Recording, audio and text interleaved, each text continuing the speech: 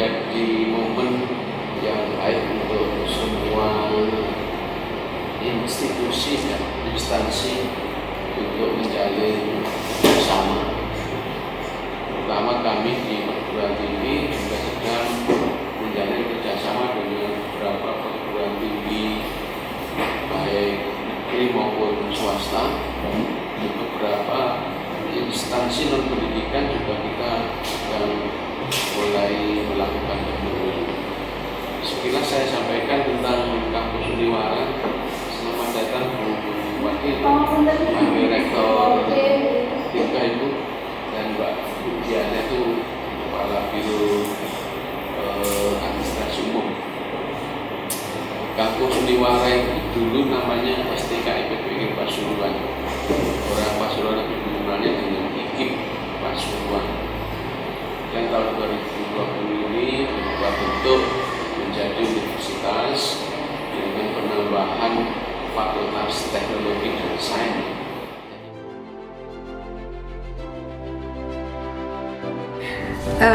Tujuan kita bekerja sama ya dengan institusi itu memang itu adalah pengembangan ya dari bisnis kita yang skupnya sekarang kita ada kerjasama B2B ya, business to business yang memang khusus penanggung jawab B2B ini adalah marketing eksekutif kita ya. Kalau di sini ada Mbak Rika yang memang spesifiknya untuk B2B ya, jadi person to person.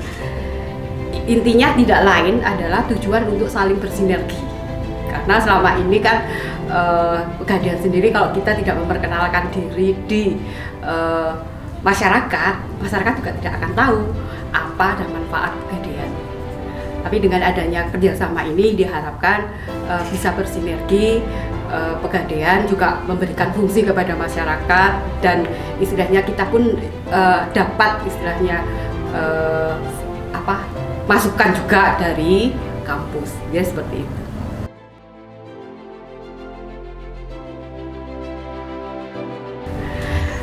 Pandangan seperti itu sepertinya terlalu sempit ya. Kalau yang datang ke Pegadaian itu adalah orang yang putus asa.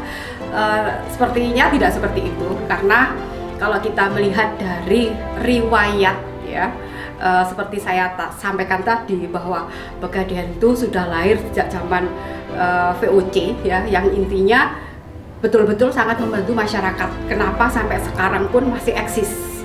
Kalau produk itu tidak dibutuhkan oleh masyarakat, dengan sendirinya dia akan hilang.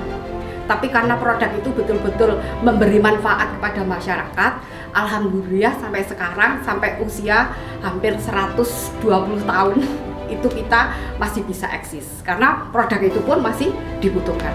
Kalau misalnya dianggap sebagai orang yang putus asa, saya yakin tidak. Justru kita banyak mengetahui dengan menggunakan jasa Gade itu seorang ibu bisa menghantarkan putranya untuk menjadi sarjana, menjadikan seseorang yang berusaha menjadi usaha sukses, menjadi istilahnya seorang orang tua ya istilahnya bisa memberikan yang terbaik untuk putrinya, intinya seperti itu.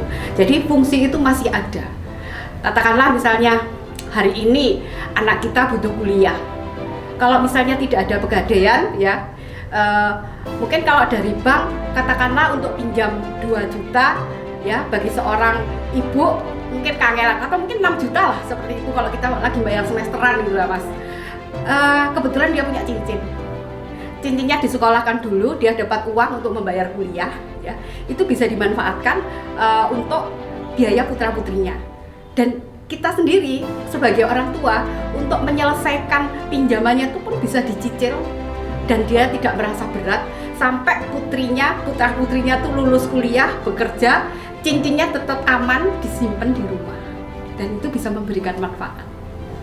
Jadi kalau putus asa enggak, justru mereka adalah orang-orang yang fight, yang untuk menjadikan, memanfaatkan barang itu menjadi berfungsi.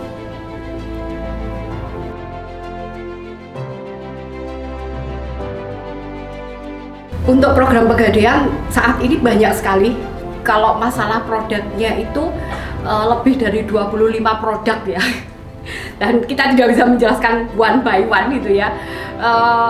Karena produk Pegadaian itu seperti tadi, secara garis besarnya saya sampaikan bahwa kalau Pegadaian itu dulu hanya memberikan kredit, kalau sekarang kan ada investasi.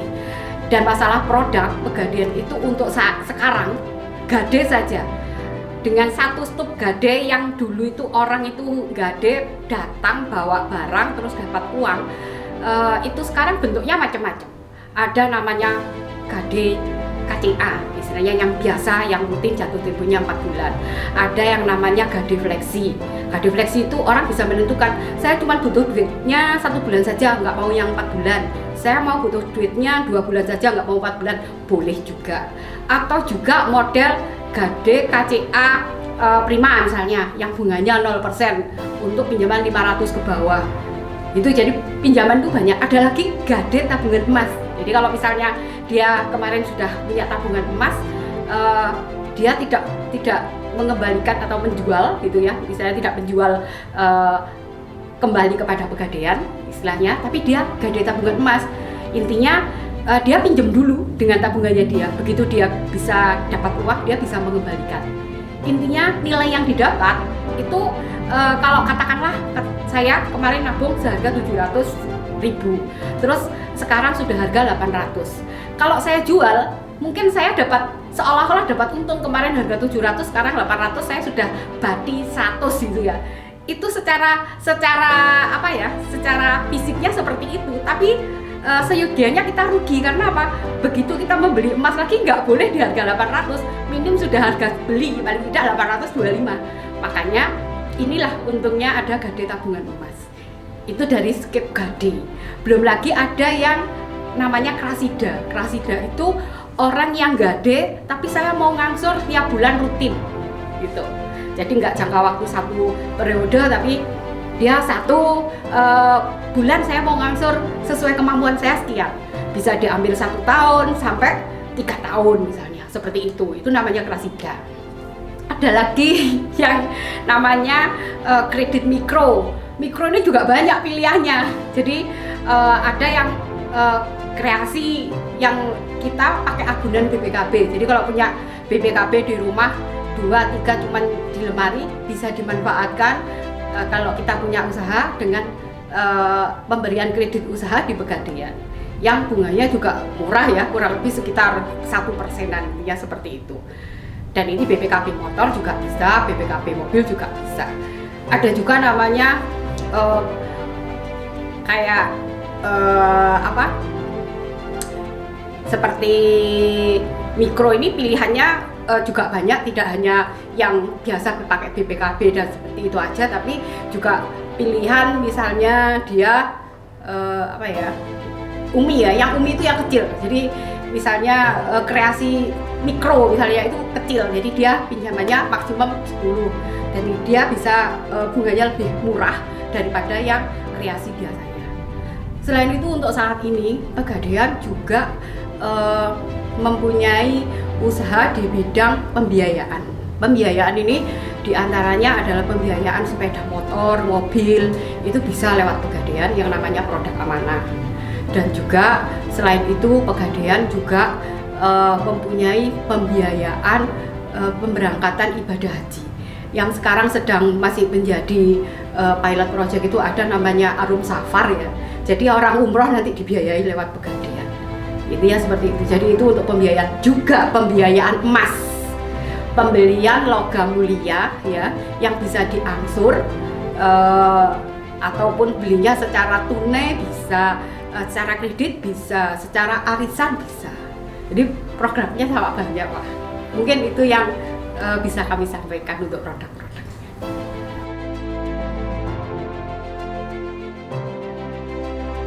Untuk produk yang bermanfaat, kebetulan mahasiswa itu untuk saat ini ya, kalau kita kemarin kayak Jogja ya, kayak kebetulan saya dari Jogja, saya sampaikan kita tuh sangat erat hubungannya sama mahasiswa Mas, karena biasanya mahasiswa itu dia nerima kiriman dari orang tuanya itu kan 1 bulan sekali. Begitu dia membutuhkan dana, biasanya macam-macam yang dimasukkan. Kalau dulu punyanya komputer yang masuk, nanti begitu kiriman datang, komputernya keluar. Sekarang pada zamannya HP yang masuk. Kalau di kita sudah banyak gitu yang bisa dimanfaatkan. Dan sekarang justru mahasiswa-mahasiswa yang sekarang itu sudah mulai melirik di investasi emas. Saya kemarin ada pengalaman yang di Undip. Kita begitu launching pertama saja, mahasiswa Undip itu sudah pada langsung datang ke tempat kami. Justru menanyakan, saya tanyakan dapat informasi dari mana? Dari web. Nah, dia memang langsung menanyakan tabungan emas itu karena apa? Dengan 10.000 waktu itu dengan 5.000 dia bisa nabung. Jadi seperti itu sudah yang saat ini paling banyak digemari itu justru di tabungan emas.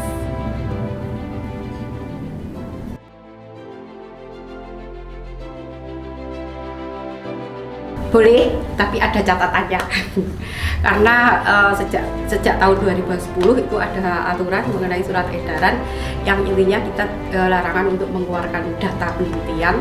Jadi kita tidak boleh mengeluarkan data. Jadi memang kita untuk data kita tidak bisa. Tapi untuk mencari data istilahnya ya yang tidak berhubungan dengan data intern kita itu masih diizinkan. Jadi yang banyak adalah mereka melakukan semacam magang kerja. Jadi laporannya kan laporan harian kerjanya dia apa, yang telah dilakukan apa, dan itu yang paling banyak saat ini untuk join di kita untuk penempatan seperti itu. Jadi dia biar merasakan kalau kerja itu seperti ini, nanti hasilnya seperti ini. Jadi itu yang kita masih bisa bekerja sama.